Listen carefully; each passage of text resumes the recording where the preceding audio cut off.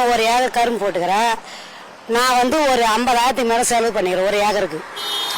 இது மாதிரி நான் ரோட்டில் விற்றா நாங்கள் எப்படி அதை அந்த வருமானத்தை நாங்கள் செலவு பண்ண காசு முதல்ல எடுக்க முடியும்? நீங்கள் கவர்மெண்ட்டு நல்ல வேலை கொடுத்து எங்களுக்கு உதவி செய்யணும். அதே மாதிரி கிட்ட இருந்து எடுக்கிறவங்க நல்ல ஆளாக இருந்து அந்த காசு வந்து எங்களுக்கு சேரணும். அவங்க நிறைய கமிஷன் வச்சு எடுத்துக்கின்னு மீதி காசு தான் எங்களுக்கு வருது. இப்போ அவங்க சொல்கிற வேலைக்கு எங்களுக்கு கரும்பு எடுக்க மாட்டாங்க.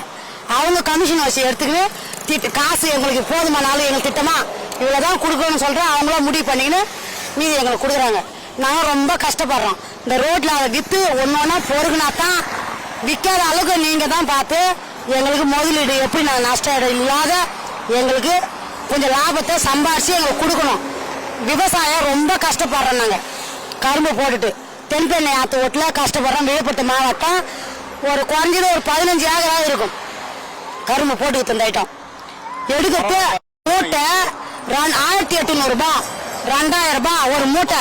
அது மாதிரி நாங்கள் எத்தனை மூட்டை எடுத்து போட்டு நாங்கள் எவ்வளோ செலவு பண்ணி எவ்வளோ கஷ்டப்படுறோம். ஒரு கால் கூலி வந்து 300 ரூபாய் 350 ரூபாய் லேடிஸ்க்கே. இன்னும் ஆம்பளை கூலிலாம் கணக்கு பண்ணால் நிறையா வரும். நாங்கள் எவ்வளோ செலவு பண்ணிக்கிறோம். அதுக்கு அந்த மாதிரி அந்த கவர்மெண்ட்டு நல்ல வேலைக்கு எடுத்து எங்களுக்கு அந்த நிவாரணம் வந்து எங்களுக்கு கரெக்டாக வந்து சேர்ற மாதிரி செய்யணும். எனக்கு வர வருமானம் அது இடையில வந்து யாரும் எடுக்காத அளவுக்கு எங்களுக்கு செய்யணும். பாதி பிடிச்சிக்கின்னு பாதி தான் வருது எங்களுக்கு.